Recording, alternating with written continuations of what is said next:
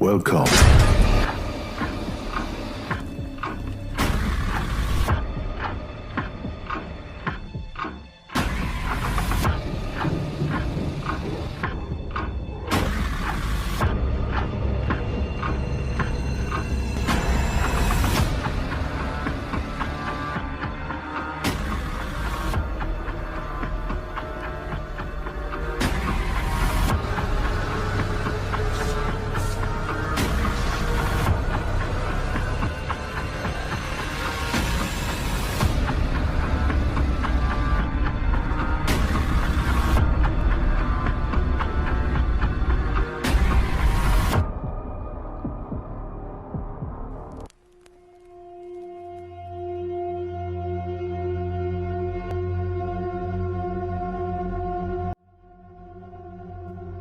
Memasuki desa Rejo, serentak kami semua terdiam. Suasana saat itu langsung berubah sunyi senyap. Seakan-akan kampung itu tak berpenghuni.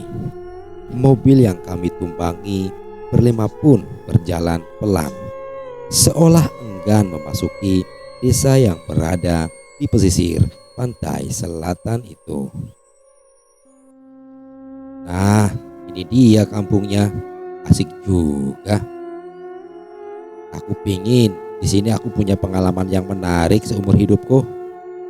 Ketemu kembang desa kek, atau belum selesai Heru merampungkan kalimat itu, tiba-tiba kami serentak terkesima melihat ada seorang nenek-nenek berdiri di pinggir jalan. Tampak di tangannya membawa lampu senter, padahal hari itu masih siang. Sebaiknya kita berhati-hati, jangan gegabah. Kalau ngomong diatur dulu, soalnya kita kan tidak tahu adat di sini.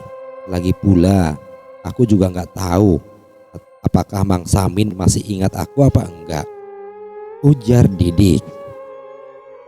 Kami yang berlima, yakni Didik, Heru, Rio, Santo, dan aku sendiri, Tion, memang berniat mengisi liburan di desa Mang Samin, mantan tukang kebun keluarga Didik. Desa Rejo terletak di tepi pantai selatan, merupakan desa yang masih alami dan belum terkontaminasi budaya asing. Kami memutuskan untuk berlibur di sini karena cerita Didik yang menurut dari Mang Samin, dia tinggal di desa yang alami, dan yang membuat kami tertarik untuk mengunjunginya adalah cerita tentang sebuah tebing yang indah dan siap untuk didaki. Singkat cerita, akhirnya kami sampai juga di rumah sederhana yang sangat asri. Dari dalam tampak tergopoh-gopoh laki parubaya menyambut kedatangan kami. Mas Didik akhirnya datang juga. Mari, silakan, sambut Kang Samin sambil mengajak kami untuk langsung masuk ke dalam rumah. Enak juga ya suasana desa ini kalau sore. Wah, aku jadi langsung pingin jalan-jalan nih, kata Heru.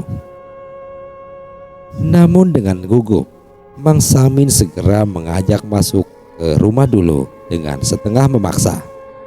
Bahkan istrinya yang muncul kemudian malah langsung menggandeng tanganku untuk masuk ke dalam rumah. Seusai mandi dan beristirahat sebentar, kami langsung disuguhi makan malam.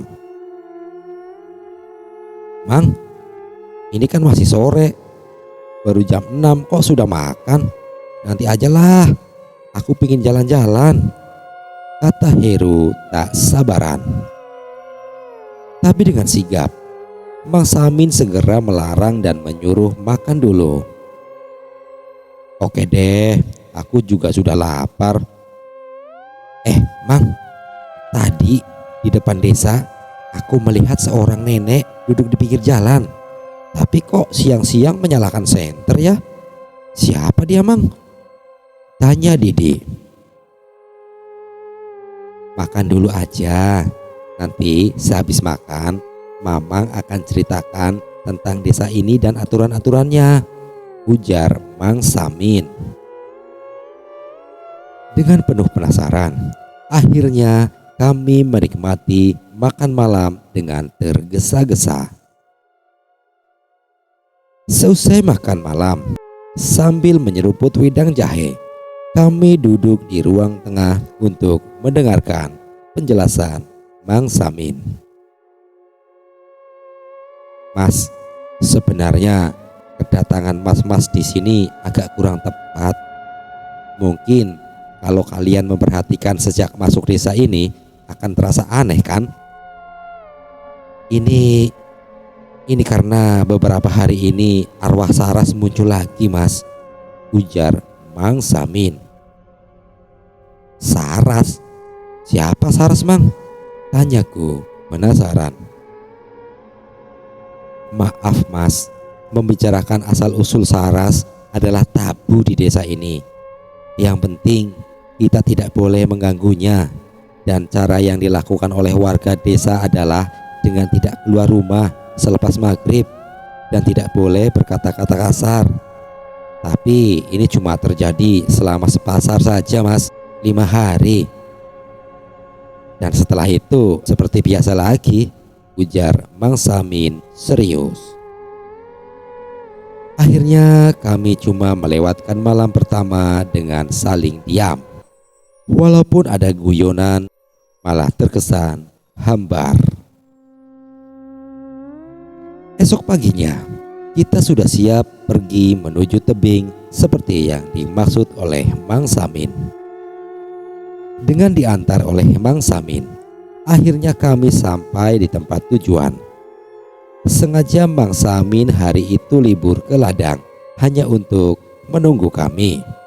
Sepertinya takut kalau kami terkena sesuatu. Dengan bentuk tebing yang masih asli dan berjarak sekitar 100 meter dari garis pantai, pemandangannya begitu menakjubkan. Memandang hamparan pantai selatan dari atas tebing, karena dari dasar tebing kita tidak bisa melihat laut. Memang bentuk tebingnya sangat memudahkan pemanjat untuk mendakinya. Selain banyak tumpuan, juga banyak cekungan untuk pegangan. Heru sebagai leader, orang yang pertama sampai atas, menunggu yang lainnya. Heru melihat-lihat sekeliling tempatnya berdiri. Dilihatnya seorang gadis berdiri menghadap ke pantai, duduk di atas batu. Bajunya khas orang desa, dan di dekatnya terdapat keranjang yang berisi singkong. Pasti dia gadis desa sini. Tapi kok bisa sampai atas ya? Lewat mana dia? Pikir Heru. Kemudian dia menghampiri gadis itu dan menyapanya. Selamat pagi, Mbak. Sendirian ya? Habis dari kebun? Sapa Heru sok ramah. Iya, jawab gadis itu singkat. Saya Heru dari Solo. Mbak namanya siapa? Seloroh Heru lagi. Muncul sikap playboynya. Wati, Mas, ucap gadis itu lirih sambil mengulurkan tangannya untuk berjabat tangan. Wah, kesempatan nih. Waduh, tangannya halus banget. Tapi kok dingin ya? Pikir Heru. Kok bisa naik ke atas? Lewat mana? Tanya Heru. Pertanyaan Heru itu cuma dijawab dengan arah telunjuk Wati yang menuju jalan kecil terjal di pinggir bukit. Tiba-tiba, Her, ngapain kamu? Malah cengar-cengir sendiri. Kok kamu gak bantu aku naik? Teriak Rio yang kedatangannya disusul oleh Dion. Woi, sini dong. Aku dapat kenalan cewek cantik nih. Sini, teriak Heru. Tetapi, loh, mana Wati? Oh, hilang. Wah, pasti ini gara-gara kalian nih Wati jadi pergi, ujar Heru sambil memandang jalan terjal yang mungkin dilalui Wati. Selepas siang kami pulang ke rumah Mang Samin, dan cerita tentang Heru yang ketemu dengan Wati agaknya tidak terdengar lagi dari mulut Heru. Hingga malam tiba, mendadak tubuh Heru menggigil kedinginan, tapi tubuhnya panas. Her, kenapa kamu? Wah, susah kalau bawa anak mami. Pasti dia kangen ibunya, gelakar Santo.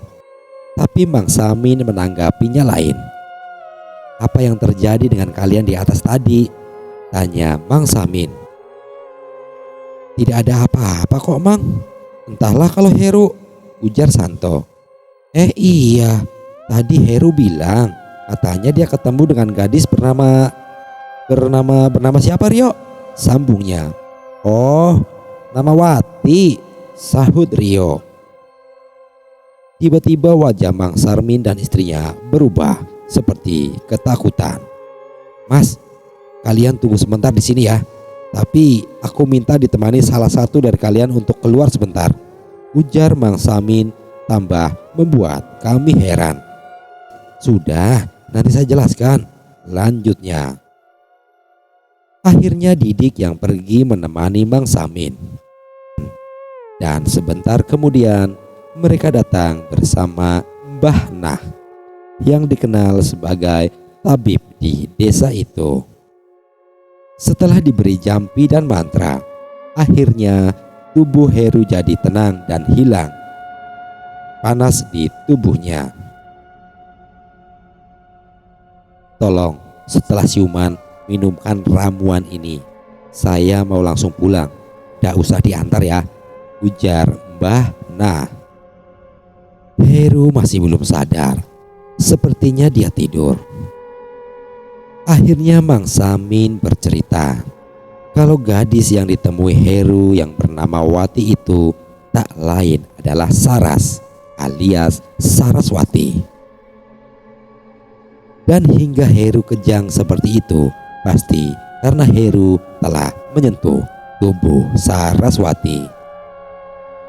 Jangankan bersalaman, menyentuh saja sudah terkena sawabnya. Tapi untunglah belum parah, jadi masih bisa tertolong. Oh ya, nenek yang kalian temui di depan desa itu adalah ibunya Saraswati. Dia masih hidup tapi kurang waras. Dia selalu menyalakan lampu karena ingin mencari anaknya siang maupun malam, terang Mang Samin. Tapi Saras tidak kejam kok, hanya sebatas mengganggu saja, imbuhnya. Kalau boleh tahu, siapa Saraswati itu, Mang? Kenapa bisa jadi begitu? Tanya Dion. Mang Samin takut menceritakan kisah Saraswati pada malam hari. Dan setelah esok paginya, baru dia cerita tentang itu. Tuturnya, Saraswati adalah seorang wanita yang lahir dari hubungan wanita desa setempat dengan seorang pria pendatang.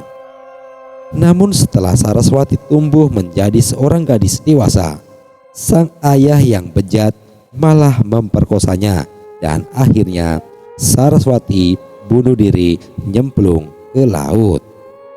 Ayahnya sendiri tewas dihakimi masa. Kisah tersebut sudah terjadi sejak 10 tahun yang lalu, tapi sampai sekarang mayat Saraswati masih belum juga ditemukan. Demikian cerita kali ini. Sekian dan terima kasih.